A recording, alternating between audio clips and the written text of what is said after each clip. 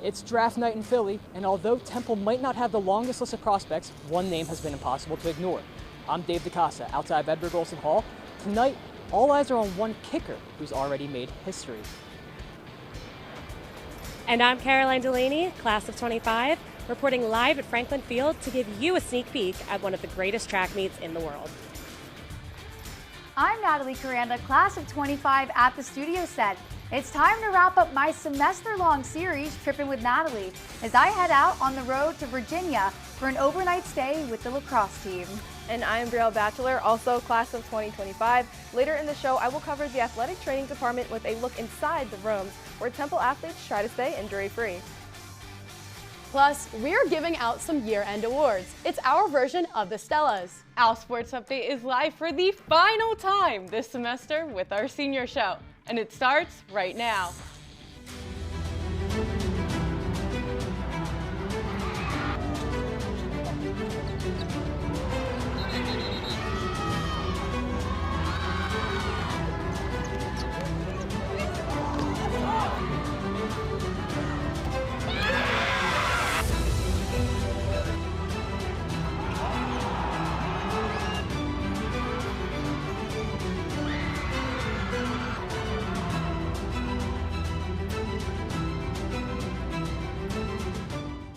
Hello everyone, and welcome back to our final edition of OwlSports Update of this semester. It's our senior show. I'm Sarah Winton, class of 25. And I'm Sam Covone, also class of 25. We are wrapping up, and so are most sports on campus. One of the biggest spring events is just getting underway across town. The Penn Relays is the oldest and largest track competition in the United States, and the field includes plenty of Temple athletes. OwlSports Update's Caroline Delaney, class of 25, is live at Franklin Field in West Philly. Hey, Caroline.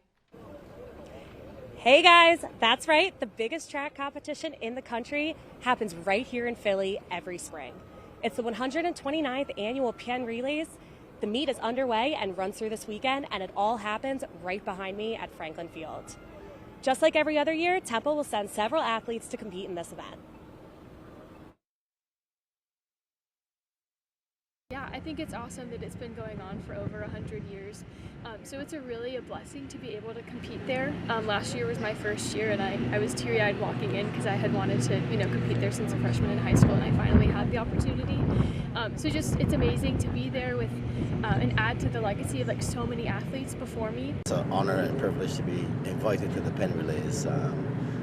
It's one of the two biggest meets that are happening this coming weekend, and that's the Direct Relays and the Penn Relays. I'm excited, especially for our senior group, because this is going to be their last hurrah. Most of the college events take place on Friday and Saturday. For Temple, that includes the pole vault on Friday and the triple jump on Saturday. Reporting live from Franklin Field, I'm Caroline Delaney. Sam, Sarah, back to y'all in the studio. Thanks, Caroline. Temple has a few players hoping to hear their names called this week as the NFL draft gets underway. One of those players is looking to kick his way into the NFL. OwlSports Update's David DaCosta, class of 25, is live at Edward Olson Hall to explain. Hey, David. Thanks, Sarah. Now, it's tough to talk about the 2024 season without talking about one moment that defined a rough year. Maddox Trujillo's 64-yard field goal wasn't just an impressive highlight, but a moment that could define Temple football history. And he thinks it could be the first step towards a bigger stage. Despite spending only one season at Temple, Maddox Trujillo has already made history. Now he's trying to make a name for himself in the NFL. The graduate transfer from Austin Peay shattered records in 2024.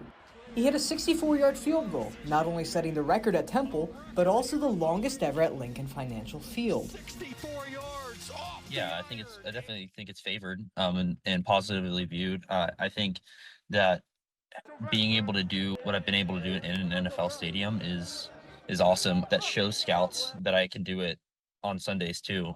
The 64-yarder tied for the 8th longest in NCAA history, and he became just the 3rd player ever to hit multiple 60-yard field goals in a single season, a new standard for all kickers at Temple. Man, that's big shoes to fill right there. I mean, I think being behind him just puts a little bit more pressure on me to perform. Now, few people know what Maddox brings to the table more than his former coach who worked with him every day.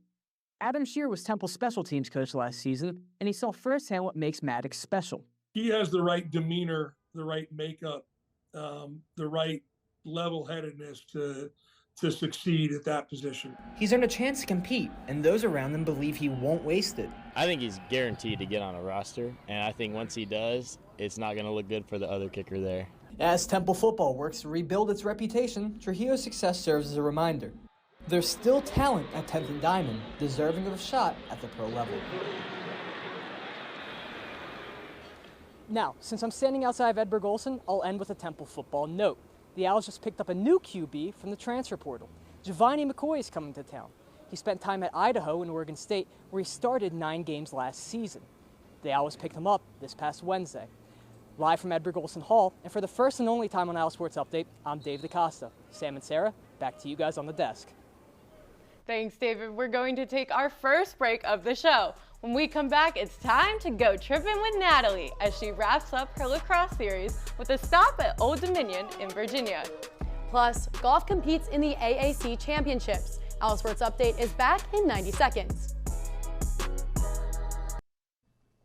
Welcome back. Temple lacrosse fell to nationally ranked Drexel on Wednesday 17-13. Laura Connor scored 4 in the loss. The Owls have one more regular season game to go, a home game this weekend versus Charlotte. Temple played a road game this past weekend in a win over Old Dominion. And that brings us back to our semester-long series, Trippin' with Natalie. Natalie Coranda, class of 25, is live at the studio set with her 4th and final installment. Hey, Natalie. Thanks, Sarah. I've been taking you behind the scenes all semester long with the lacrosse team. For the final installment, I hitched a ride on the team's overnight trip to take on the Monarchs. Here's what it looks like on the road with a top-tier Division I program. Traveling on the road requires players and coaches to check all sorts of boxes, especially when it's an overnight trip 5 or so hours each way. This is the longest bus ride for the Lax team this season, down to Norfolk to play Old Dominion, so the girls come well prepared. Cups, 2 things of Rice Krispie treats, a bowl of This is Lucy, this is my dino. The food is everywhere. The first meal of many is waiting at the sports complex before departure, and lunch for the trip is delivered as the team boards the bus. Once all of the bags are packed underneath the bus, it's time to get comfy as head coach Bonnie Rosen runs through the laundry list of what every girl must have. Sticks and goggles and goalie equipment. And your turf shoes. And it's finally time to leave North Broad at 11 a.m. Okay, it's hour 1. Feeling really good so far. I'm starting to get a little bored, but yeah, I'm pushing through. Might take a little nap soon or watch a show, but feeling good. Doing good. Hour 1 complete. Coach Rosen likes to make her rounds to chat with each player as another hour passes. All right, hour 2. I'm feeling pretty good. How are you feeling, Kat? I'm also feeling good. Currently, I'm online shopping, so trying to keep myself busy. At this point, many girls have lunch while others study or rest. It's hour 3, and Peyton won't stop talking. I'm really bored. And I want to sleep. The delusions are setting in this part of the bus. They played some games such as Bean Boozled with odd-flavored jelly beans. Oh, God. Yeah, that flavor looks scary. Oh, God. This one's definitely like disgusting. Hour 4 of the amazing bus ride. Delusions are heading in. My back hurts. Finally, 1 hour later, we arrive in Norfolk at around 4:30. 5.5 hours after departure. The hotel check-in is quick because less than 1 hour later, we're back on the bus for dinner, Italian style. So good. I feel really gross to need a shower. Back at the hotel, Coach calls for a quick meeting in the conference room to discuss the game. We're ready, right? We've been practicing all season for this game. Meeting wraps and the day is over. Early to bed at around 9 p.m. Good night. Good night to you, TV.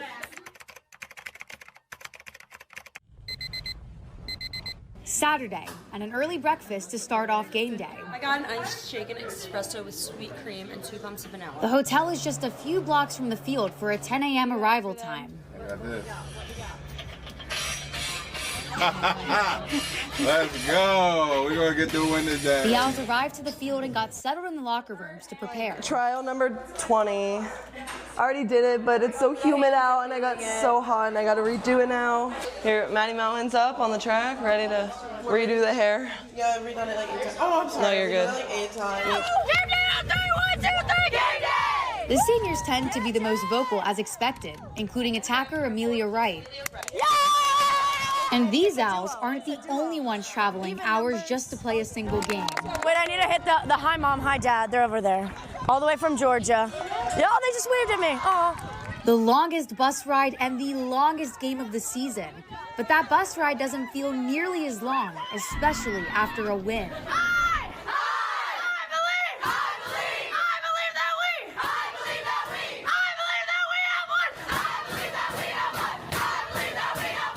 The post-game hugs and reunions are quick, showers and packing in the locker room and right back on the bus. As promised, Coach Rosen made good on her end of the deal of buying ice cream if the team won.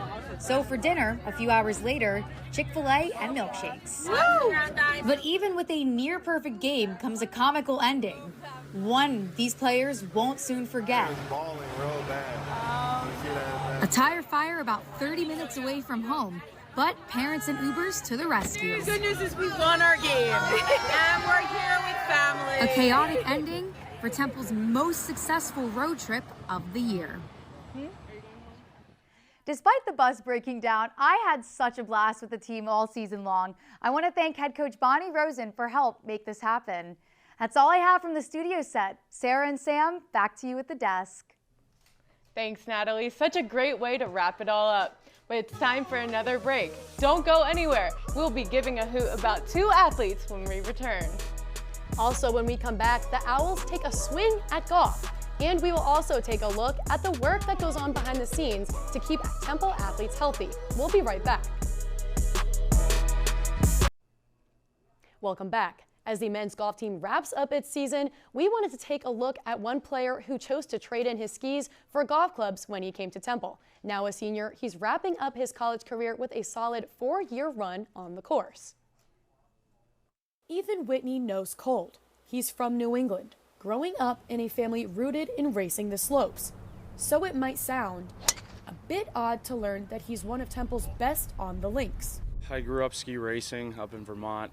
My parents got me on skis as soon as I could walk. Whitney's athleticism on skis is actually what helped bring him to Temple.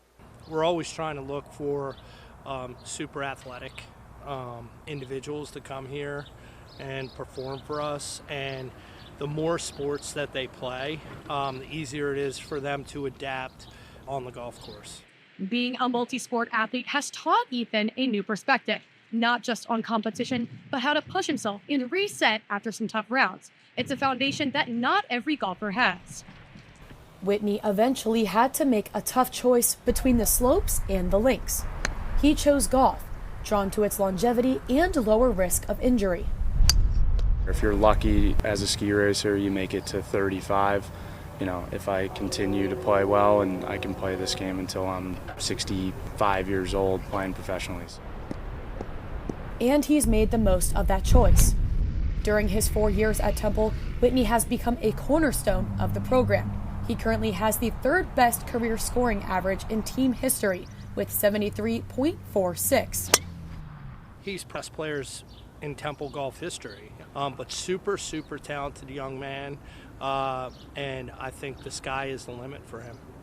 Now in his final season as an Owl, Whitney has his eyes set on the next chapter, with hopes of turning pro and maybe finding enough success that he can still take ski vacations during the off-season.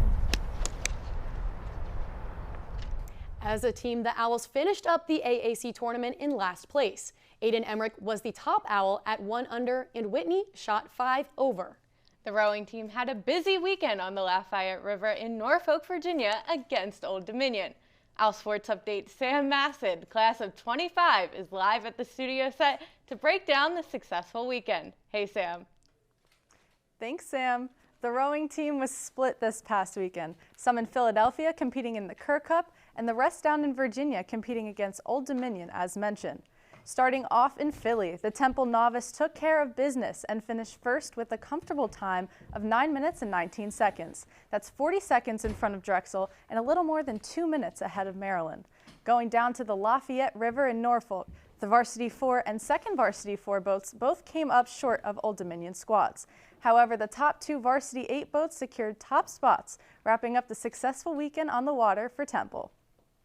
The Owls will head up to Michigan for the Ford Cup this weekend. Reporting from the studio set, I'm Sam Massad. Back to you, Sam and Sarah.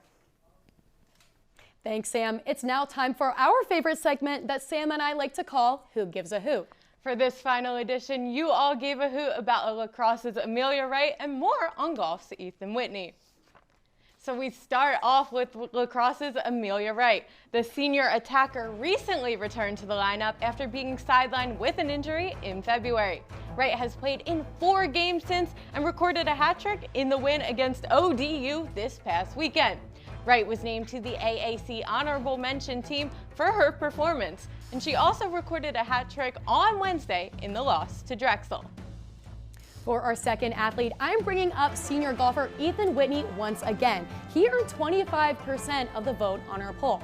As mentioned before, Ethan has been a crucial part of the golf team this season and holds the 3rd best career scoring average in the team history at 73.46. He was one of just 4 Owls to compete in all 30 rounds this year, and last season he earned 2nd team all-conference honors after finishing 5th at the AAC Championships. That wraps up our final edition of Who Gives a Hoot. There are many other athletes that Temple gives a hoot about. The annual Stella Awards is coming up next Tuesday, but we thought we'd chime in with some thoughts of our own. Jay Matthews' class of 25 is live at the studio set with our pre-ceremony Stella shoutouts. Hey, Jay. Thanks. Each spring, Temple holds this athletic banquet to celebrate the best of the past school year. It's called the Stella Awards. There are 23 different categories that celebrate everything from top athletes to top coach to the top game and to the top GPA.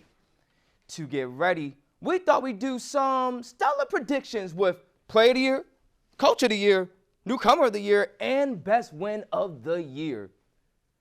Okay, let's start with Coach of the Year. And this one was a little bit tight, but I think the winner comes from the fall season. Men's coach Brian Green didn't get his team over 500, but there was a lot to celebrate. His team went 5-7-5, which is a 2-win improvement over the prior year, and the Owls also secured their first AAC tournament berth since 2020.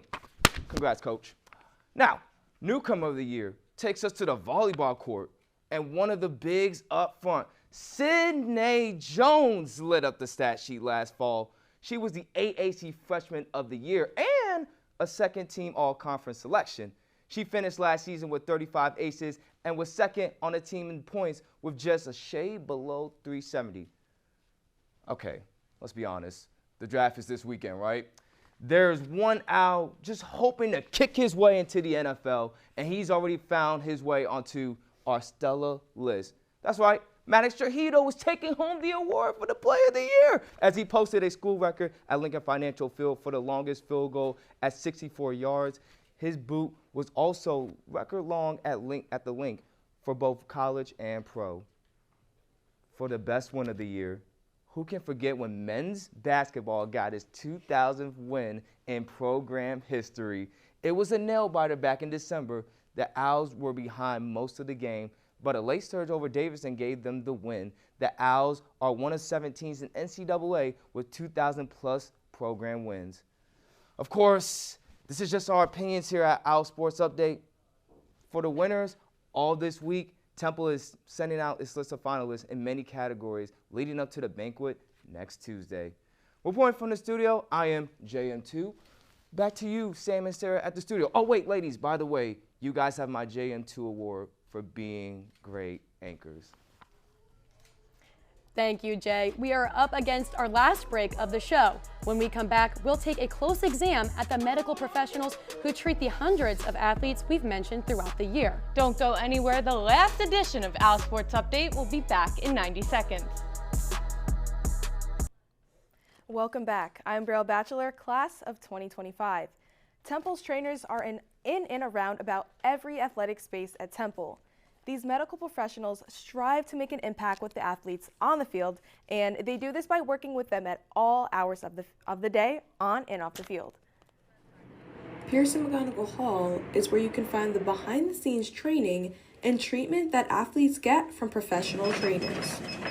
Temple has 19 teams, about 500 athletes, and each athlete needs at least one trainer, helping them stay on the field. Even though you're an athlete, you still need sports medicine help, or you still need medical help in the long haul. So that's kind of what it means to me, is like someone there to provide the best care for our athletes here. Temple has 13 full-time trainers. It can be a 7-day-per-week job depending on the athletic season. The trainer's top priority is to prevent injuries from ever happening. It's a lot of preparation beforehand, especially for practice and games. So there's heat, there's manual therapy techniques, depending on what's going on with each individual athlete. Behind every athlete working hard on the field is a team working just as hard off of it. The Temple University athletic training staff plays a crucial role in keeping players healthy, prepared, and game day ready. The training includes a wide range of activities, from massages to the muscles to suction cup therapy. And that's really just the start. Rehab's supposed to be something to help build up strength, build up their confidence, and build up their kind of resilience to this injury so they get back on the field or court, wherever they're playing, as soon as possible. My goal is to enjoy the day-to-day and make sure that I am having an impact on all my athletes in a positive way. Temple athletic trainers will continue to provide outstanding service for the athletes here by working early mornings and late nights to keep them injury-free and prepared to compete at their highest level. Thanks, Brielle. We are nearing the end of the senior show. Before we go, we wanted to highlight all the seniors involved with OwlSports Update. It's their help and effort each week that makes our experience so much fun. OwlSports Update. OwlSports Update. OwlSports Update. OwlSports Update. OwlSports Update is live. It is live. It is live. It is live. And it starts right now. Thanks, guys. The loss stings for so many reasons. The Owls lost a rematch from last year's semifinal game against Rice. Temple was the higher seed. Thanks, Sarah. Kayla Turner is currently the team's 3rd highest scorer this season, yet she isn't usually in the starting lineup. For many American soccer players, it's a dream come true to have the opportunity to play soccer in a European league. But for Felix and Rocco, they turn this one around. Obviously, with Temple and Temple basketball, there's a ton of history with hitting this 2,000 win milestone. So we went back in time to find archival footage along with photos. Thanks, guys. The women's season came to an unfortunate end on Tuesday. It was deja vu all over again, losing to Rice in the semifinal round for the 2nd straight year. Thanks, guys. The Owls hosted their annual senior game this past Saturday. Offensive lineman Adam Klein, Isaac Moore, punter Mackenzie Morgan, and 10 others are part of the 2022 graduating class. And a huge thank you to everyone on Cherry Team. All of your hard work on camera and behind the scenes never goes unnoticed. We truly appreciate each and every one of you. A special shout out to producers Kylie Haberstroh, Ryan Lightning, and Emily Courtney, as well as the man who makes this all possible, Matt Fine, #TrustTheFine. It is now time to say goodbye. OwlSports has been the biggest and best part of my time at Temple, and I couldn't be more grateful for this amazing team. Sam, I couldn't agree more. I am so thankful for my time at Temple, and I'm grateful for everything that I have learned. It has truly changed my life. For one last time, I'm Sarah Winton. She's Sam Covone, class of 25. Thank you for watching.